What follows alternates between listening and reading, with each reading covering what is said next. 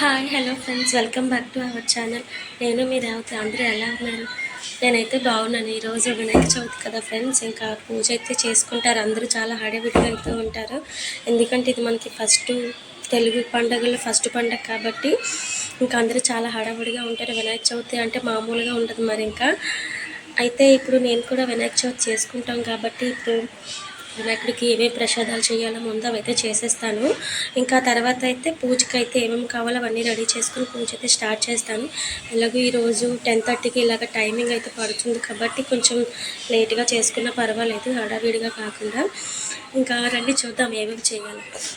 ఇంకా అన్నీ నైటే క్లీన్ చేసి పెట్టేసుకున్నానండి. ఇంకా రైస్ అయితే పెట్టేశాను పులిహోర చేయడానికి అని చెప్పి. ఇంకైతే ఆర్ది చేద్దామని చెప్పి అయితే పాలు అయితే పెట్టేసుకున్నాను.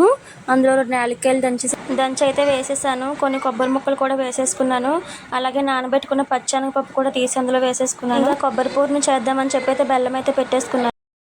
ఇంకా బెల్లం అయితే పాకం వచ్చేసింది. ఇప్పుడైతే కొబ్బరిని అయితే అందులో వేసేసుకుంటున్నాను. ఏది ఎక్కువగా అయితే చేయట్లేదండి, నేను అన్నీ ఎప్పుడు కొంచెమే చేసుకుంటాను. ఇంకా కొబ్బరి పూర్ణం కూడా అయితే రెడీ. ఆర్ది కూడా పిండి అయితే వేసేసుకున్నాను. ఇంకా ఇది కొంచెం చెక్కబడిన తర్వాత బెల్లం అయితే వేసేసుకుంటే ఆర్ది కూడా అయితే రెడీ అయిపోయినట్టే. ఇంక ఇప్పుడైతే పులిహోర కోసం పోపు అయితే రెడీ చేసేసాను.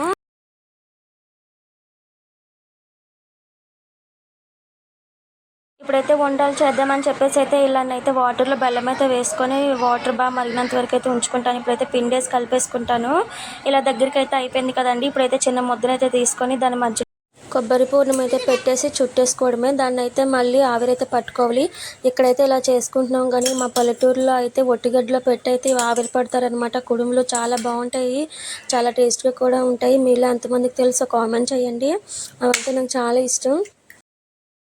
చూడండి, ఆ పిండితో అయితే ఇన్ని వెరైటీస్ కుడుములు అయితే చేసుకున్నాను. ఇప్పుడైతే ఇడ్లీ పాత్రలు అయితే పెట్టేసి ఒక్కొక్కటి అయితే ఆవిరైతే పట్టేస్తాను.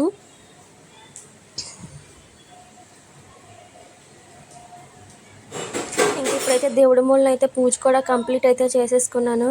ఇంక ఇప్పుడు వినాయకుడు పూజ చేయడానికి అయితే అంతా రెడీ చేసుకోవాలి.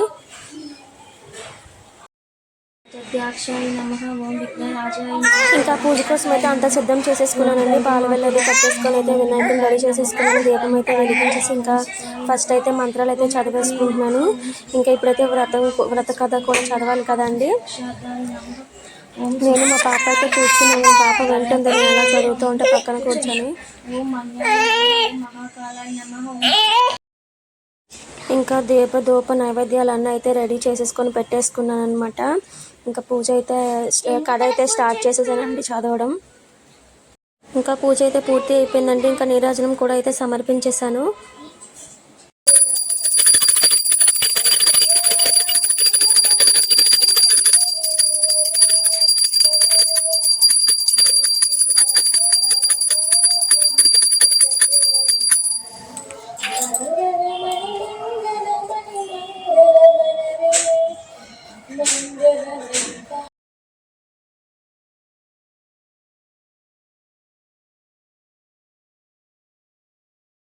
ఇప్పుడైతే మా వినాయకుడిని నిమజ్జనం చేయడానికి బీచ్కి అయితే వెళ్తున్నాము.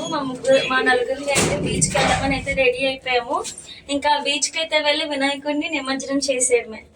మీకు మీ కుటుంబ సభ్యులందరికీ వినాయక చవితి శుభాకాంక్షలు. వినాయక చవితి శుభాకాంక్షలు. అందరు చూడనా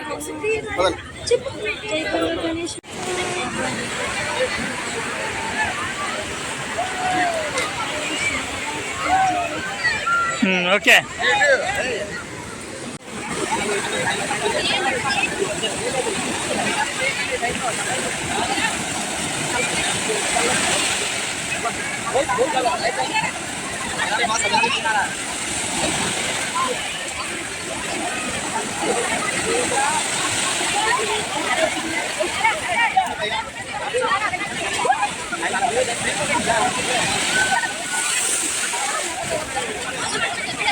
जाते देखो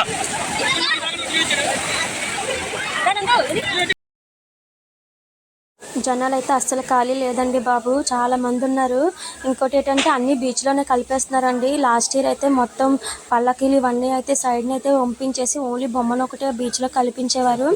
కానీ ఇప్పుడైతే అన్ని బీచ్లో వేసేయడం వల్ల ఏంటంటే వినాయకుడు నిమజ్జనం చేయడానికి వెళ్ళేటప్పుడు చూసుకోండి, అందులో ఉన్న పల్లకీలు అవి అయితే వచ్చి కాళ్ళకి గట్టిగా తగిలేస్తున్నాయి. నేను అలానే తగిలించుకున్నాను, అందుకనే ముందుకైతే నేను ప్రతి వినాయక చవితికి తప్పకుండా సంపద వినాయక టెంపుల్కి అయితే వెళ్తామండి. ఇప్పుడు కూడా గుడికి అయితే వచ్చాము. పైనుంచి అయితే వర్షం అయితే పడుతుంది, కానీ లైన్ మాత్రం చాలా పెద్దగా ఉందండి బాబు, అస్సలు ఖాళీ లేదు. ఆ చివరి నుంచి చివరి వరకు అయితే ఉంది. లైన్లో అయితే నించున్నాము. ఇక్కడ ఒకసారి దర్శనం చేసుకుని అయితే వెళ్ళిపోదామని చెప్పి ఇక్కడైతే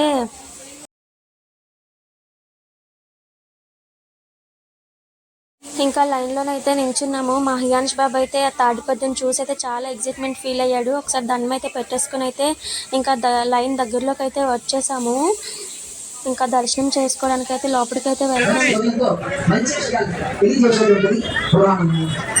అటువంటి పురాణం ఏ పురాణం అంటే గణేష పురాణం. ఈ పురాణాలు ఏంటంటే అన్నారు, 18 ఉన్నాయి మహాపురాణాలు. సాక్షాత్తు వ్యాసుల వారు తెలియజేసినటువంటిది.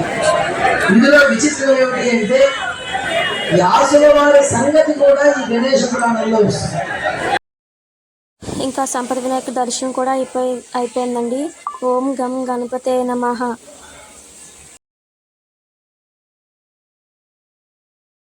ఇంకా లడ్డు ప్రసాదం అయితే తీసేసుకొని ఇంక ఇంటికైతే బయలుదేరిపోతున్నామండి. ఇక్కడ నుంచి వీడియో అయితే ఎండ్ చేసేస్తున్నాను.